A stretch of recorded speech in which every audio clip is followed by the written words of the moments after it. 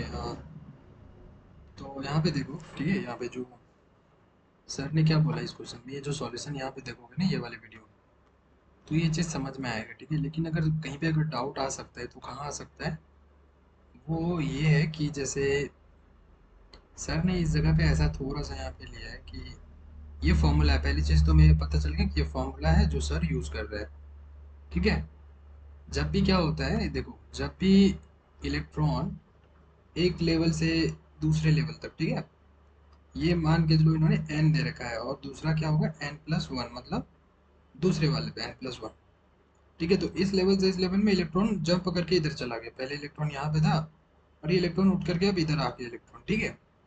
तो जब भी नीचे से ऊपर या ऊपर से नीचे कहीं भी जंप करता है, ठीक है, मान के चलो ये थर्ड लाइन पे जंप कर गया या फोर्थ लाइन पे जंप कर गया, ऐसे जंप करता है ना, तो फॉर्मूला ये वाली फॉर्मूला है, ठीक है ना। ये जो सर ने लिख रखी है ये फॉर्मूला है, ठीक है, ये फॉर्मूला हम यूज करते हैं। अब देखो ये आर एच जो है, ये तो कांस्टेंट वैल्यू है जो कि हमने यहाँ पे 2.18 इंटू 10⁻⁻18 हमने रखा है, ठीक है। अब सारी चीजें जूल में दे रखी है इसलिए हमने 2.18 बना लिया, ठीक है। अगर हमारे पास उसमें दी रहती है नॉर्मल, तो इलेक्ट्रॉन वोल्ट में दिया रहता है, तो हम वो वाली लेते हैं, जैसे कि पहले इस वीडियो में देखा होगा, इस वीडियो में सर ने एक्सप्लेन किया ये फर्स्ट वाले क्वेश्चन में, ठीक है। -13.6 into Z square upon N square, ठीक है। तो नहीं, आई थिंक यहाँ पे आर एच यही रहेगा, चलो कोई नहीं। हाँ, आई थिंक आर एच जो है ना वो यही रहता है, यस। इसकी दो अलग अलग वैल्यू होती है, हम देख लेंगे बाद में, लेकिन अभी देख लो कि जूल में हम आर एच की वैल्यू ये ले रहे हैं 2.18, ठीक है। और फॉर्मूला ये होता है, तो डेल्टा ई क्या बोला इन्होंने क्वेश्चन में बोला कि देखो भैया, इलेक्ट्रॉन अभी एन ऑर्बिट में है और वो n+1 में चला गया, Li प्लस है, लिथियम है, ठीक है। Using the radiation energy of this, तो ये एनर्जी दे दिया इन्होंने, ठीक है ना। एनर्जी को इन्होंने डेल्टा ई रखा है, ठीक है। तो ये हमारी एनर्जी हो गई, एनर्जी की जगह पे ये रख दिया और आर एच की जगह पे ये रख दिया। अब यहाँ पे बोलोगे कि एन आई का स्क्वायर -1/NF का स्क्वायर इंटू जेड स्क्वायर। तो एन आई मतलब इनिशियली वो कहाँ पे था, तो इनिशियली वो यहाँ पे था ना एन पे, राइट। इनिशियली वो यहाँ पे था एन पे और यहाँ से ये जंप करके इधर गया, ठीक है ना। हम्म?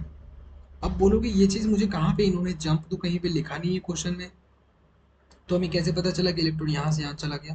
देखो यहाँ पे लिखा है एक्साइटेड, एक्साइटेड, ठीक है। क्या बोला, electron in the nth orbit, अभी वो nth ऑर्बिट में है और वो क्या कर गया, एक्साइटेड कर गया। एक्साइट कहाँ कर गया, n+1 में। एक्साइटेड मतलब जंप कर गया, चला गया यहाँ से यहाँ चला गया, ठीक है। तो तो यहाँ से इसलिए इसको हमने इनिशियल बोला, इसको मैंने इनिशियली, शुरू में कहाँ पे था वो, ठीक है, शुरू में कहाँ पे था वो, शुरू में एन पे था, बाद में फाइनली कहाँ चला गया वो, ठीक है। फाइनली कहाँ चला गया वो, फाइनली n+1 पे चला गया, तो इसलिए इसको एन एफ बोलते हैं, इसको एन आई बोलते हैं, समझ में आया। चलो बहुत अच्छा। तो इसलिए हमने यहाँ पे एन आई की जगह मैंने एन रखा और एन एफ की जगह n+1 रखा और उसका स्क्वायर किया। और यहाँ पे जेड क्या होता है, लिथियम का, देखो लिथियम है तो लिथियम का एटॉमिक नंबर क्या होता है, 3, तो 3 का स्क्वायर 9 बन गया यहाँ पे, ठीक है। अब देखो एक चीज, किस बोलोगे यहाँ पे n=1 इन्होंने क्यों रखा लास्ट में, अगर क्वेश्चन में समझ नहीं है तो देखो, जैसे ये पूरा पार्ट हम सॉल्व करेंगे ना, देखो ये है, इसको हम इधर डिवाइड करेंगे बटे में, जैसे सर ने यहाँ पे किया है, देखो ये, और ये 9 को भी बटे में लिया, ठीक है, ये पूरा, और इधर बच गया हमारे ये वाला पार्ट। अभी क्या करेंगे देखो, अगर तुम इसका एलसीएम लोगे ऐसे, फिर इसको इधर क्रॉस मल्टीप्लाई इधर करके पूरा सॉल्व करके, फिर इसका ये पूरा सॉल्व करोगे अलग से, क्योंकि एग्जाम में तुम्हें कैलकुलेटर नहीं मिलने वाला, ठीक है, सारी चीज़ें ऐसे ही करनी होगी तुम्हें। सो काफ़ी टाइम लग जाएगा, ठीक है, काफ़ी टाइम, और गलती भी होने के चांसेस काफ़ी ज़्यादा होते हैं, कहीं भी थोड़ा सा मल्टीप्लिकेशन मिस्टेक हुआ तो खत्म, ठीक है। इसलिए इसको आराम से सॉल्व कर लेते हैं, इस टाइप के क्वेश्चन जब भी आएंगे तो यही ट्रिक याद रखना कि इसको हम ऐसे सॉल्व कर लेंगे। और सॉल्व करने पे आया कितना, 0.75, ठीक है, इतना आया इसको सॉल्व करने पे।